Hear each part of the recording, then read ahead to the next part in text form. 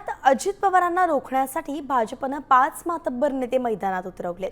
गणेश बिडकर, महेश लांडगे, राहुल कुल आणि मुरलीधर मोहोळ यांना महत्त्वाची जबाबदारी देण्यात आली आहे। एक प्रकारे देवेंद्र फडणवीस यांनी अजित पवार विरोधात हे 5 मोहरे उतरवले असल्याचं बोलले जात आहे।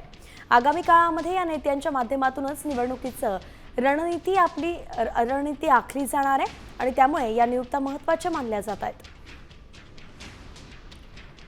तर पुणे जिल्ह्यात भाजप स्वबळावरती लढणार आहे। गणेश बिडकर, शंकर जगतापांवरती पिंपरी चिंचवडची जबाबदारी देण्यात आली आहे। मावळ भागातील निवडणुकीची जबाबदारी आमदार महेश लांडगेंवरती आहे। तर आमदार राहुल कुल यांच्यावरती बारामतीची जबाबदारी आहे। संपूर्ण पुणे जिल्ह्याची जबाबदारी मंत्री मुरलीधर मोहोळ यांच्याकडे असेल।